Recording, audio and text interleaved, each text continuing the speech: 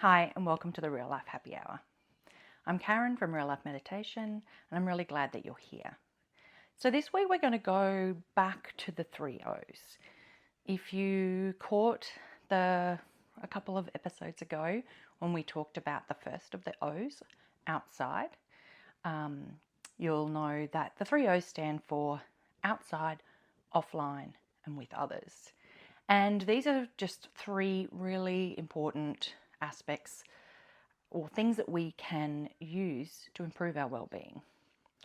There's a great article on the website that covers the three O's in detail, but today we're going to talk about offline.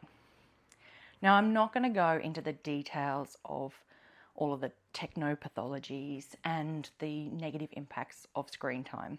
I think we're all pretty aware of this. And you can check out the article, there's some stuff in there around some of the symptoms of excessive online or phone use. But the facts are pretty clear. There's a lot of evidence out there that excessive screen use can impact our health. Now, that's physical, mental, emotional, everything, our overall well-being. And personally, I can attest to that. Like, I know the feelings that I get if my screen time has merged into the too much zone or the wrong type. So the facts are pretty clear. Anything from, sore necks from looking down at screens, increases in arthritis, and the skyrocketing rates of attention difficulties, of anxiety and depression in young people. It's pretty clear. But what I want to talk about today is actually how to navigate the balance between online and offline. Now, we know it's not going to go away, and it's also, we're using it, online things, more and more for the deep work and creation that we're doing. So it's not that being online is all bad. There are some amazing learning opportunities and deep work opportunities in online availability. So what we want to do is we actually want to consider a couple of things. The first one is just the balance between our online and our offline time. So if you're a person who spends the majority of their workday on a screen, because that's what your job entails, then it's probably really helpful to consider in your downtime choosing some offline activities for that downtime. If you listened into the Real Life Happy Hour on outside, we talked a lot about this. So it's really simple things. So going for a walk, taking the dog, sitting in a park, or just sitting outside on your front step, wherever that you can be outside in nature. So when we do that, we need to make sure it's without our phone though, because it does negate the benefits of it. So finding activities that you can balance out. Now, the other thing that we need to kind of consider is just having a break and not doing anything. There's this false sense of the importance of being busy, hustle culture in our Western, particularly, modern lives. And we need to balance that with sometimes where we are actually not doing anything. If you read or hear about some of the greatest inventors, mathematicians, artists, creators in the world, they'll often describe the moment that they got their biggest inspiration. And it's often at a time when they weren't actively thinking about that thing. They were doing something else, or they were doing nothing, they were going for a walk. They'll describe it almost like a download from the universe. But in order to receive those downloads, we have to be open.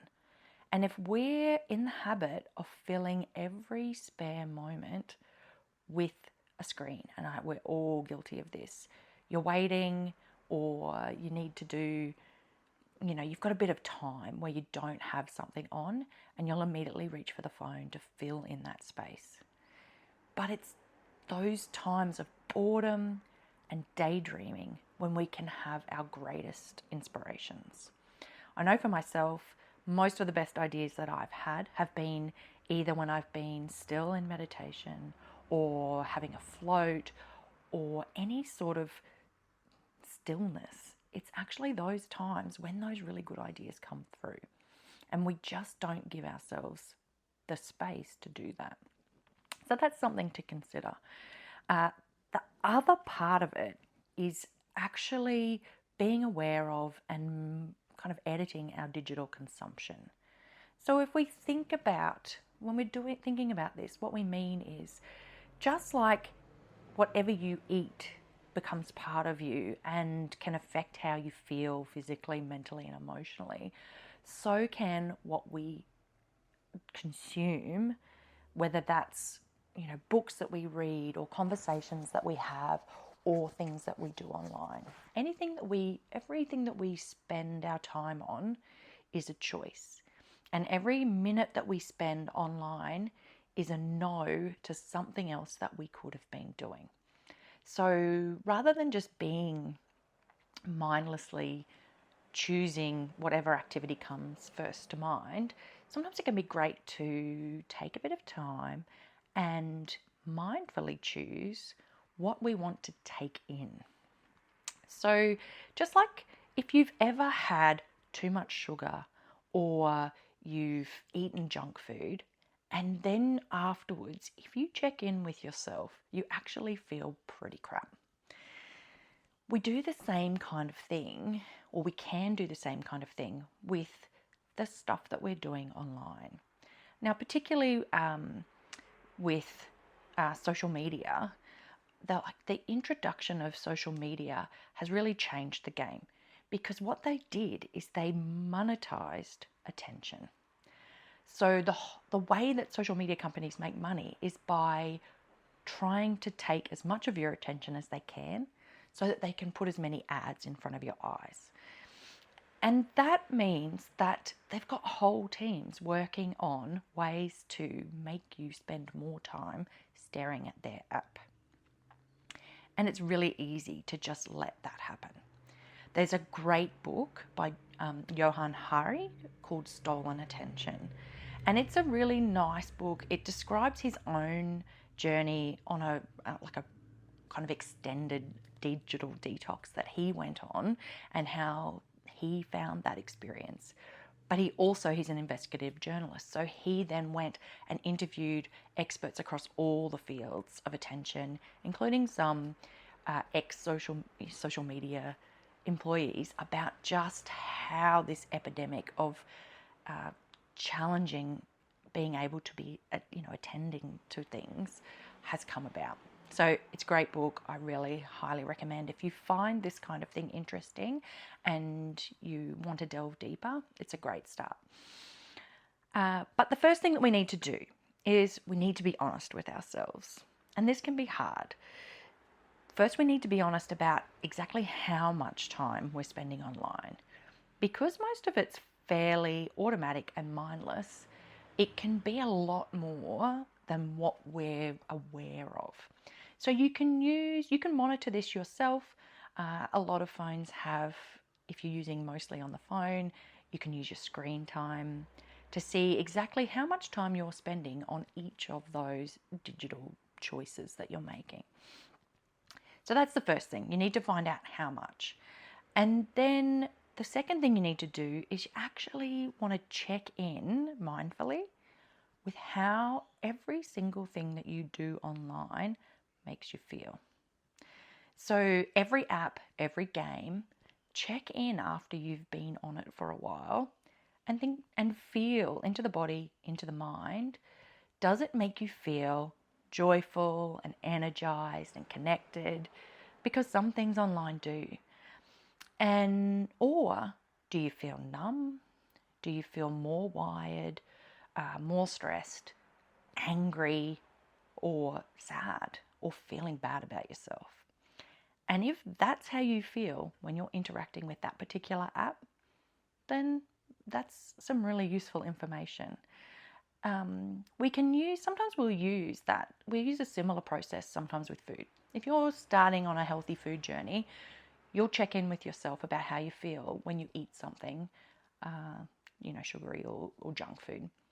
And when you really check in and realize how gross it makes you feel, it can make making a healthier choice that little bit easier.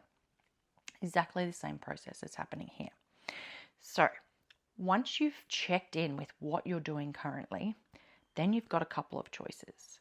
Your first choice is you can just disengage from that app, that game, that person on social media, or that page, or that social media app. You can edit it out. I like that concept of editing. So every time we want to add something new into our life, a new experience, a new thing to do, we kind of have to edit out something that we don't enjoy. And we often just keep adding more things in. So you can just completely edit it out. The other choice that you have, if you find that it sometimes is good and sometimes not, is, and particularly for social media, because there's an algorithm there and it's working and deciding what to put in front of you. And you can game it a little bit. You can work out what things you want to see more of. And then you can mindfully, when you see something, there's a real bias. It's in social media because it's inside the human brain, but we react more and we're more likely to pay attention to negative things. It's just a safety mechanism from back when, we needed to keep an eye out for something jumping out of the bushes. But what it means is social media is designed that way. If you continue to watch, it will show you things that either confirm what you think about the world or that make you angry. So you can choose to resist the clickbait, and that's what it is. So if you see a really divisive post or something that makes you really angry, you take a breath and you choose not to engage. You can remove it. You can say, I don't want to see any more of this, or you can unfollow. If you've got friends in your list, or particularly if you're following public figures, celebrities, if you don't feel good when you're looking at their content, remove them. And you've got that choice. And start to click on the things that you know are going to make you feel good. So, click on the funny memes and send them to your friends, or watch funny videos, or watch educational videos that feel inspiring. And also, the other thing that can happen is we're often seeing, particularly on some of the social media, we're seeing an edited highlight reel of someone's life. And if it's a celebrity particularly, they're very highly edited and they're only showing you the really good stuff. So we can compare that with our everyday, including all the bad stuff. And it makes us feel bad about ourselves. So that's another thing to keep an eye out for. If you look at someone's page and it doesn't make you feel inspired, but it makes you feel, crappy about yourself, just delete. You can unfollow. So find the things that you do enjoy online, find the things that inspire you, and share those things that inspire you with others so that their feed becomes more positive, and just disconnect from the other stuff. It's not easy. As I said, there are whole teams who have psychology degrees, masters, and they're working with designers to make their app the most addictive thing on the planet. So it takes a lot, and it's more than what we can just do on our own. So let's start small. Just pick one thing. Maybe that's going through and just editing out a few of those people who just make you angry every time you see them online.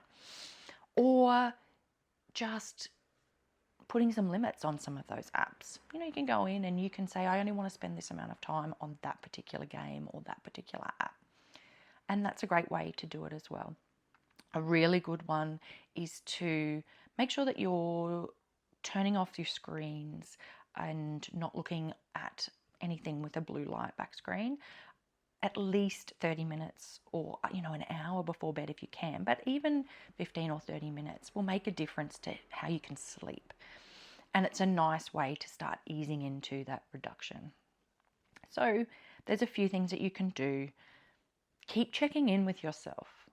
If you're noticing that something makes you feel bad, you have the choice to disconnect from it. So there's a couple of things there. I want, give them a go. I'd really like to know if anyone's got any great, tips, tricks, or things that they've done that has helped you get on top of or have a healthier relationship with your online life. So let me know below. Please comment if you've got any great tips. I'd love to hear them, and I'm sure everyone else would as well. So give it a go. Biggest thing is just being mindful. Really check in with yourself about how you feel when you're on these various online spaces. Have a great weekend. Have a great week next week, and I'll see you next week.